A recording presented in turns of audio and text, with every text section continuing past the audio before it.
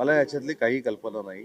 मी आत्ताच सभागृहामध्ये आलेलो आहे आणि एखाद्या ओळखीच्या व्यक्तीवर अशा पद्धतीची कारवाई झाली की ताबडतोब त्याला दुसऱ्याचं नाव जोडणं ह्याच्यामध्ये काय अर्थ आहे असं मला वाटत नाही. त्याच्यामुळे जी काही कारवाई झालेली आहे त्याच्यामध्ये जे काही तथ्य असेल ते बाहेर येईल. जो शेतकऱ्यांसाठी सहाय्यता निधी असतो तो अगदी तुटपुंजा खर्चला गेलेला अशा प्रकारचं ट्विट जे आहे अंबादास दानवे यांनी केलेलं आहे. शेतकऱ्यांसाठी जी मदत निधी जमा केली होती किंवा ती जमवली होती त्यापैकी काही खर्च केलेला नाही असं ते ट्विट आहे अंबादास दानवे. ठीक आहे, शेतकऱ्यांच्या बाबतीमध्ये महायुतीच्या सरकारनं म्हणजेच मुख्यमंत्री देवेंद्रजी असतील, त्याच्यानंतर आमचे नेते एकनाथ शिंदेसाहेब असतील आणि अजितदादा असतील यांनी जी काय आश्वासनं दिलेली होती, जी काय कर्जमाफीच्या संदर्भातली भूमिका घेतलेली होती, त्याला जी तारीख दिलेली आहे त्याच्या अगोदर ती सगळी प्रक्रिया पूर्ण होईल. परंतु अवकाळी पावसानं असेल, सततच्या पावसानं असेल, जे शेतकऱ्यांचं नुकसान झालेलं आहे त्याच्यावर देखील उपाययोजना जी केली होती नुकसान भरपाईची, ते देखील खात्यामध्ये जमा होत आहेत. त्याच्यामुळं विरोधकांना रोज काहीतरी विधानसभेच्या अधिवेशनाच्या वेळी एक ब्रेकिंग द्यायची असते, त्याच्यामुळे ह्या सगळ्या गोष्टी घडतायत. मला असं वाटतं की विरोधकांनी शेतकऱ्यांच्या भावनांशी खेळू नये. उद्धव ठाकरे टीका केलेली आहे. भास्कर जाधव असं म्हणतायत की आमच्या आंब्यावरती घाला घालण्याचा प्रयत्न केला जातोय आणि मंत्री हे तबलुगी उत्तरं देत आहेत. त्यांना जर फरक पडत नसेल तर त्यांनी गुजरातला जावं असं तुमच्यावरती टीका केली. मी सुरुवातीला जसं सांगितलं की वलसाड आंब्याच्या बाबतीमध्ये जे काही वातावरण तयार केलं जाते त्याच्यापेक्षा कितीतरी पटीनं मधुर आणि प्रसिद्ध असलेला आमचा रत्नागिरी हापूस आणि देवगड हापूस आहे. जिओ नामांकन ऑलरेडी त्याला मिळालेलं आहे. जगाच्या बाजारपेठेमध्ये वलसाड हापूस काय आहे किंवा वलसाड आंबा काय आहे, कर्नाटकचा हापूस काय आहे आणि रत्नागिरी आणि देवगडचा हापूस काय आहे जगाला माहिती आहे. त्याच्यामुळं त्याच्यावर आक्रमण करण्याचा प्रश्नच उद्भवत नाही. एवढ्या ताकदीचा हापूस आंबा आमचा रत्नागिरी आणि देवगडचा आहे. तरी देखील वलसाडच्या माध्यमातून काय अर्ज केला गेलेला आहे, त्याच्यामध्ये कशा परमिशन त्याला मिळणार आहेत किंवा परवानग्या मिळणार आहेत याची आम्ही खातरजमा करून घेऊ. परंतु रत्नागिरी हापूस किंवा देवगड हापूसवर कुठचाही अन्याय होणार नाही ही भूमिकाच सरकारची असणार आहे. त्याच्याबद्दल कुठेही दुमत असण्याचं काही कारण नाही. ई-केवायसी रखडली म्हणून जे शेतकऱ्यांना मदत जाहीर केली होती शासनाने, त्या ई-केवायसी मुळे कोट्यवधी रुपयाची मदत जी आहे ती अनेक शेतकऱ्यांपर्यंत पोहोचली नाही.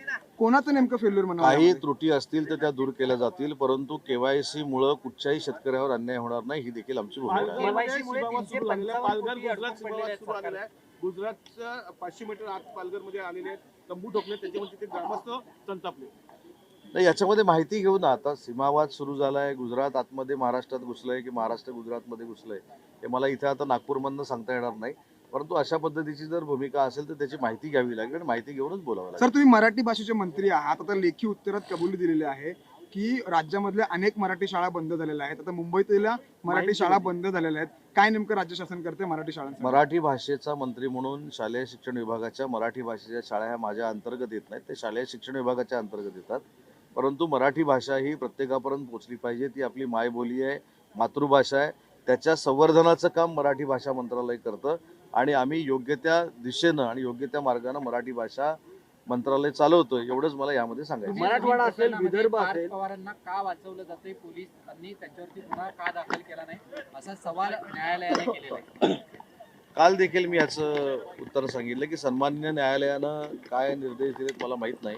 परंतु या संदर्भामध्ये मुख्यमंत्री महोदयांनी जी चौकशी समिती नेमलेली आहे त्या चौकशी समितीचा अहवाल आल्यानंतर योग्य ती कार्यवाही केली जाईल. पण सातत्यानं आपण जर बघायला गेलं या प्रश्नामुळे प्रकरणामुळे कुठेतरी सरकारची कोंडी होते का? कारण का सातत्यानं सगळ्यांचीच उत्तरही चौकशीच्या दिशेनं जात आहेत, मात्र थेट न्यायालय म्हणते कोंडी होण्याचा काही प्रश्न येत नाही. परवाच्या एका प्रसार माध्यमाच्या मुलाखतीमध्ये देखील मुख्यमंत्री महोदयांनी सांगितलेलं आहे की चौकशी झाल्यानंतर याच्यामध्ये जे काही निष्पन्न होईल त्याच्यावर नक्की कारवाई होणार आहे आणि चौकशीची कार्यवाही सुरू आहे. त्याच्यामुळे कोणाला पाठीशी घालण्याचं, कुठे अडचणी देण्याचा काहीच संबंध येत नाही. मराठवाडा, विदर्भ इथे शेतकऱ्यांच्या आत्महत्यांची संख्या वाढते. जवळपास वर्षभरात 2000 शेतकऱ्यांनी आत्महत्या केली असा आकडा समोर. शेतकऱ्यांची आत्महत्या होऊ नये यासाठी सरकार प्रयत्नशील आहे. त्याच्यासाठीच अवकाळी पाऊस असेल, सततचा पाऊस असेल, याच्यासाठी आपण नुकसान भरपाई दिलेली आहे.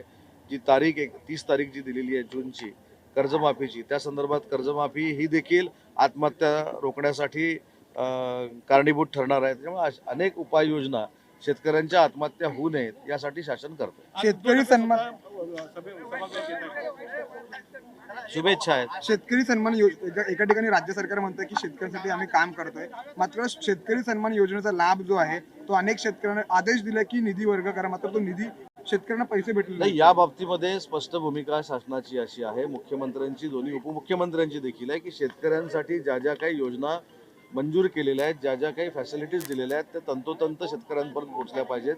कदाचित थोडं पाठीपुढं झालं असेल, परंतु अनेक वेळा कॅबिनेटमध्ये तिन्ही नेत्यांनी शेतकऱ्यांवर अन्याय होणार नाही ही भूमिका प्रशासनाने घ्यावीच लागेल या सक्त ताकीद प्रशासनाला दिली. काल शरद पवार अजित पवार भेटलेले आहेत आणि आता अशी चर्चा होते की दोन्ही राष्ट्रवादी कुठेतरी एकत्र चर्चा लागणार. तुमची ताकद वाढेल माहितीची. मला असं वाटतं की आधी येऊ देत एकत्र, मग याच्यावर आपण बोलू.